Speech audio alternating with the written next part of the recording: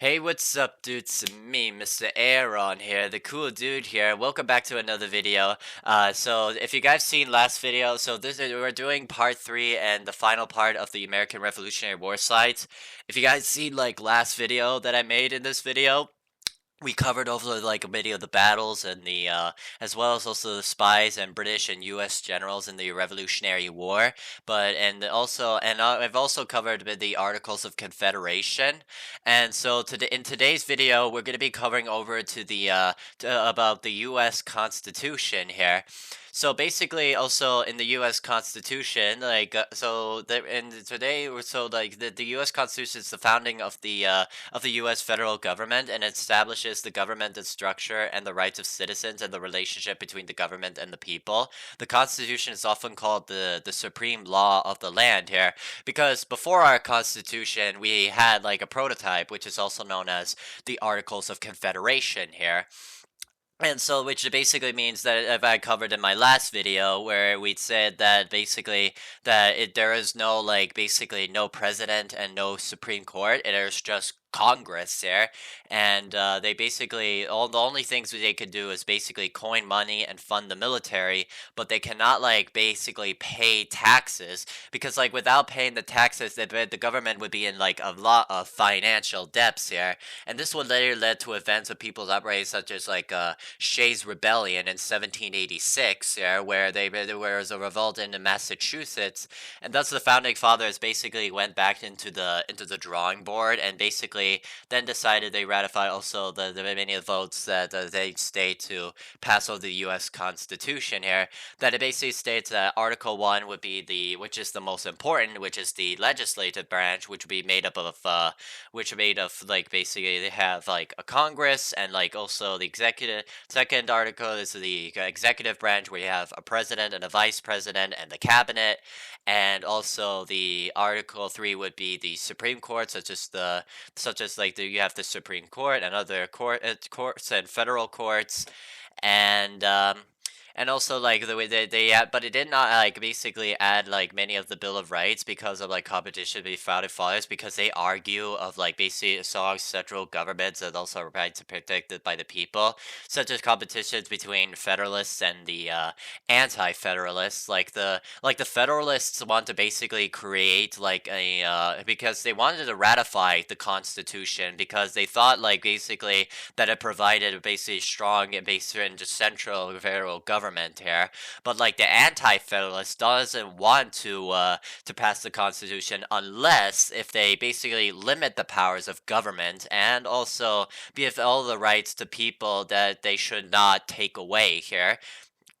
And then so basically meant like George Mason here, and who basically came up with the idea, why not just basically add basically amendments such as something that the government couldn't do or cannot do, and that's why it's a great idea, and that's why James Madison got over to the work. He basically ignored some, but he also came up with other interests such as freedom of speech and freedom of religion and the right to protect in arms, which is also later in the Second Amendment. And the Bill of Rights was just the first 10 amendments, which they ratified in 1791, which is basically the 10 amendments to the U.S. Constitution that the Bill of Rights protect individual liberty and justice and limits the government's powers here. So if you guys also want to basically watch the preamble of the Constitution or the principles of the Constitution or the branches of government or the Constitutional Convention or a full 1 hour video of the Constitution, I'll send you guys also these links in the video description below because I highly recommend you guys watch them here. Alright, so let's go here. Alright, so more background into the U.S. Constitution. So it also comes from the writings of the Constitution, as well as also later from the Declaration of Independence, that the ideas of the founders came from the philosophers such as John Locke, Montesquieu, Denis Diderot, as well as Rousseau, and also Voltaire.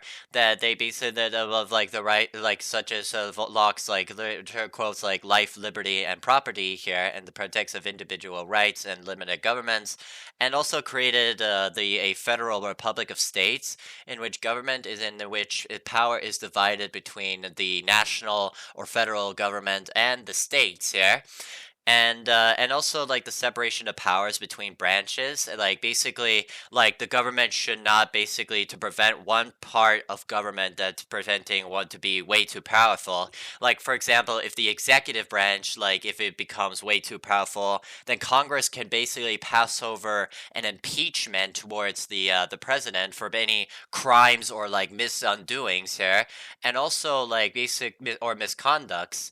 And like basically, if the executive branch becomes too powerful, like basically, and the president can basically pass or veto the laws, but Congress can basically give a 2/3 of majority votes to unveto the laws. But then it also has to go over the Supreme Court to basically check if this law is constitutional or unconstitutional. And if it's unconstitutional, they could just simply put it in the trash here. Or if it's like, unless if like basically to rewrite or to overlook through to change like to overlook the laws to like that's unconstitutional to the practice to the U.S. Constitution.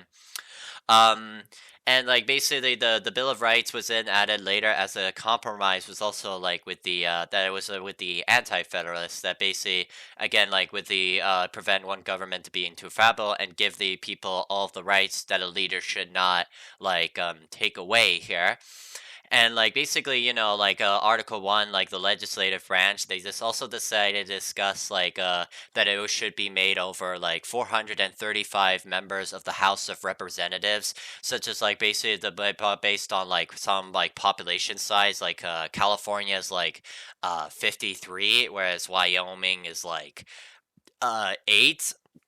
And so, and whereas like there's also going to be a Senate, which is made of 100 senators, which is basically for each state. But by that time, was also made up of two like members of the state, where no matter of like the size or like the population side to there too.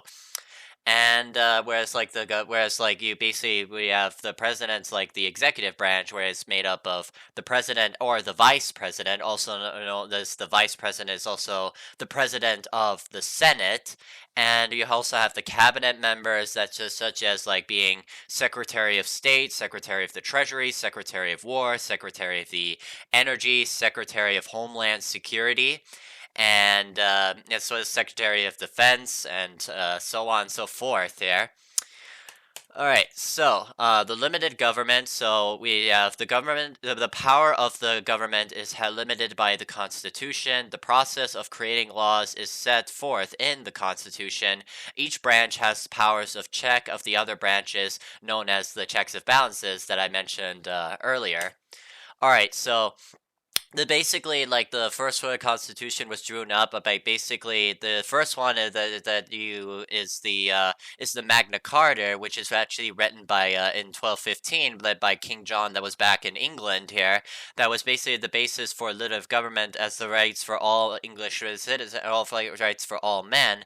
And it was basically written by the King of England, written by King John, that basically after like basically constant wars with his barons, after also being a really bad king over the people's taxations or people's lives, or like basically constant failures of warfare, or basically run out of money or bankruptcy. But before he then continues his wars against his own barons. And like and it's also similar to others, such as the Petition of Right, which happened in 1628, that presented by King Charles I back in that year, that was a document outlining the rights of English citizens, specifically addressing issues of taxation, imprisonment, and military quartering. It aimed to also limit the king's power and ensure that these rights were respected. And the English Bill of Rights, which is in 1688, is a landmark document that established key and civil political rights in England, that limiting the powers of the monarchy and strengthening the rights of Parliament and the individual. It was a direct result of from the previous, like from the English Glorious Revolution, which which is basically an event like basically where King James II basically take over the throne, but we also would like have William of Orange like basically king also take the throne. That's with Mary the First. That later with the succession crisis, like known as the like such as like the Glorious Revolution that basically took over because like also King James II was also basically converted into Catholicism, which is something that the English Parliament could not abide through at this point here, and that's why there were after which William succeeded to James and before William then becomes like William Orange becomes William III in 1688 to become the next king of England from who was the Dutch from like the Netherlands here, which he deposed King James II and brought William and Mary to the throne before they which was just but the time before they passed the English Bill of Rights. And so here in this, in the same time, so by 1789, by the say when the Constitution was then ratified, it was the same year on April 30th that George Washington had become like the first president of the United States, which he helped establish the National Bank and suppress the Whiskey Rebellion, which I'll be also covering later in this video, and established also the trade relationships with Great Britain. After 8 years of office, Washington again willingly stepped away from the power and establishing the president of American presidents only serving 2 terms here because like basically the 2 terms process is already coming from George Washington because after the 2 terms he realized that he hated his job and he decided that he should not run for a 3rd term here, though there had been presidents that tried to done this like such as Ulysses S. Grant, who also tried to do also get out the third amendment like terms but it didn't. But one president in history who had gone over like a 4-year terms, which is FDR, until he served president until after 1945 before Japan surrendered and ended World War II. But then basically that there was also a time when the founder fathers back then also made the electoral college, but basically votings like that should not be directed to the president, but it's getting members, so known as the electors, which they given their votes, and they basically go past to either state to vote for that the candidate that they were hoping to that they would vote for. That's where the Democrat, the constitutional that was founded the Constitutional Convention. That those like the votes that goes who votes for either more that like basically that they become like more as the president here, and like it's also determined also somebody the most of the votes or like the popular votes even the percentage. And but some of them which like the popular votes become like a lot more controversial and like basically like a huge basically criticism you determine the states' rights of votes as well as not also the states like basically nowadays like the Democrats or the Republicans, but also like urban rural areas and or like determine like because the reason why they established like the electoral college is also because of like the protection also like protection from populism and also mob rule, as well as also the protection over the right to votes from also from like smaller states here, and like because one election in 1876 where Rutherford B. Hayes won like from 185 to 100 for the other candidate 184, despite that he lost the popular vote, which he then got and which he got the nickname Rutherford B. Hayes, which criticism is big of the system, but nothing has ever changed or they made this shift the system. But if they wanted like basically abolish it, then basically a new constitution like a new amendment had to be passed in the Constitution, as well as the 2/3 of many of the states, as well as state legislatures, and nothing has so far nothing has been ever been changed, and like that has been like shaped the actual college votes than like it was in that is a more democratic one than it was back then from the Constitution Convention. Today, Alright, so let's go to the next video. Alright, so here I put, guys, is a kind of timeline of the historical events. So, like, here's the article, the convention here, that from 1776, from 1780s, the Articles of Confederation had been passed by 1781 that this has been passed, and that I mentioned also, and that from 1784 to 1787 the Northwest Ordinance outlined the process of a sale of the new lands. and that the Massachusetts farmers and the rise up in Shays Rebellion because of the wrongdoings or the that wasn't matched up and also in the Articles of Confederation. And in 1787 saw Philadelphia Constitutional Convention that drafts the plan for the federal government, and that finally the Constitution is debated across the country from 1787 to 1788 until it was ratified the following year of 1789. All right, and here are the documents of the Bill of Rights, which was ratified here on December 15th, 1791.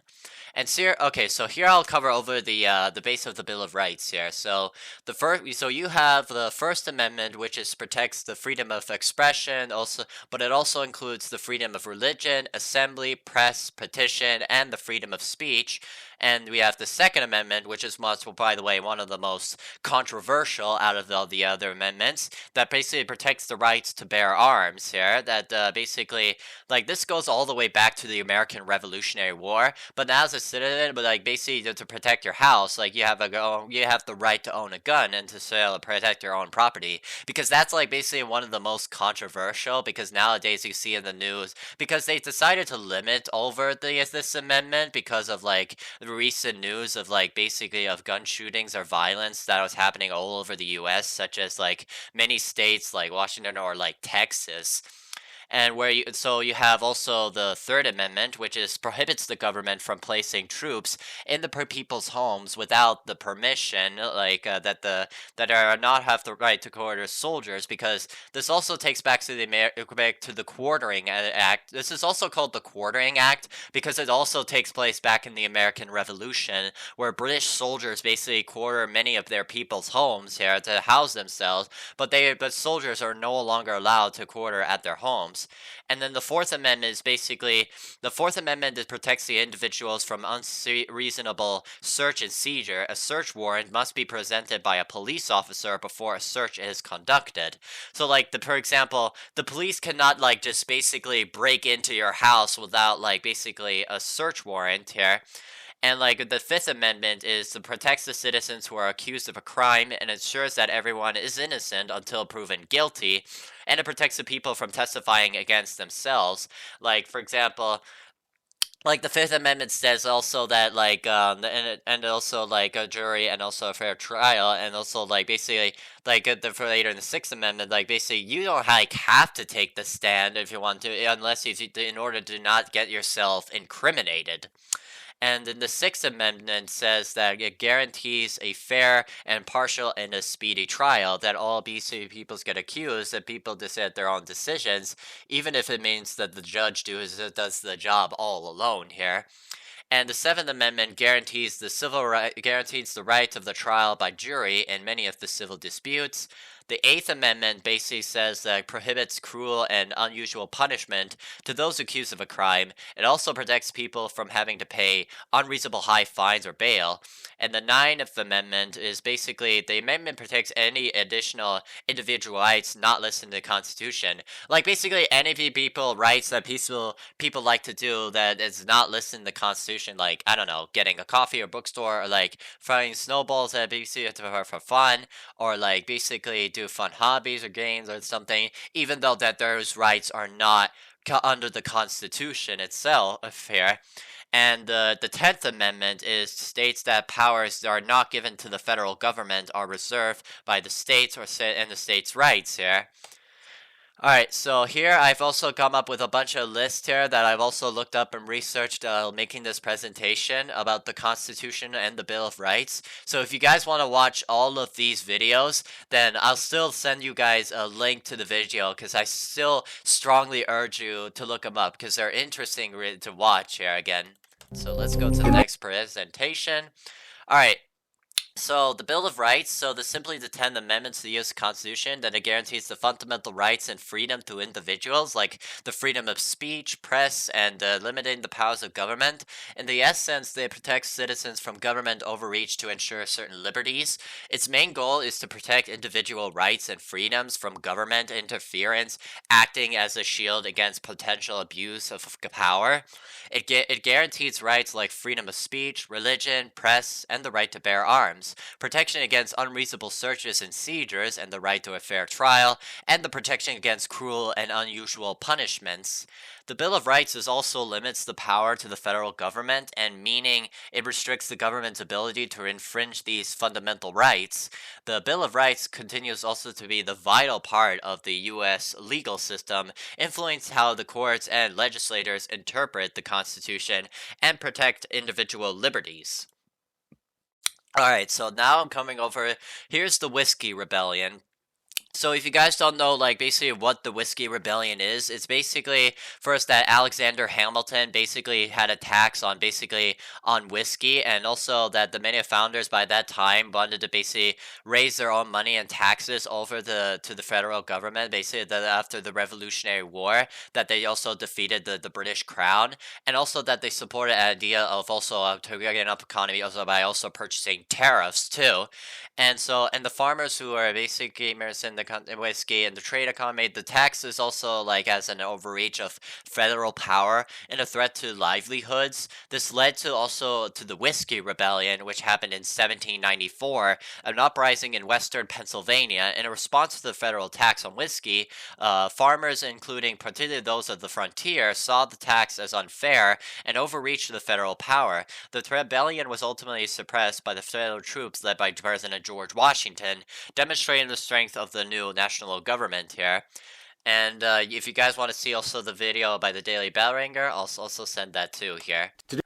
Alright, so now let's also talk about basically about British impressment here. So like basically, if you guys don't know what this is, it basically sent out American sailors, but basically that was also being captured by many of the British, British sailors that were basically, that was a major point of connection because it was ongoing of that Britain was going on like basically ongoing wars with France, especially during the Napoleonic Wars, and that the British Navy needed more manpower, would stop American ships and forcibly enlist American sailors into the Royal Navy, basically impressment to basically let the Americans to basically this will basically force them to basically impress them to basically join as members of the American Navy, which then later was another impact of them that would later going to lead to conflicts such as the War of 1812. But that is for another video here. And so basically, they decided to basically stop this oppressment and the Whiskey, and after the Whiskey Rebellion, also that they signed also the Jay's Treaty that was signed in 1794 between the U.S. and Great Britain that resolves the issue from the American Revolutionary War and prevented another war, and addresses the issues like the British forts and the Northwest Territory and trade restrictions and disputes, and also like basically to stop impressing people. But like basically the British had continued also, unfortunately the British had ignored this, and it basically continued impressing many American sailors, and this would later again lead to the War of 1812, which is again another video.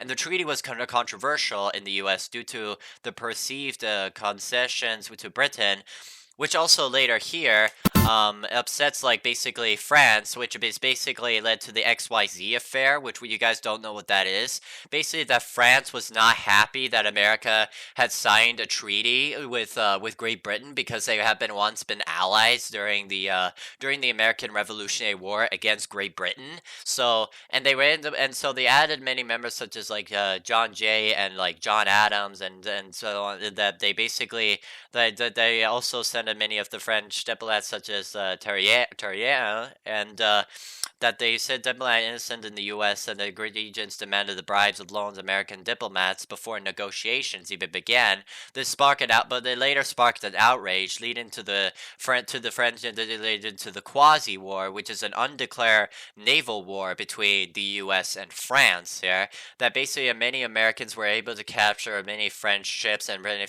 many French privateers,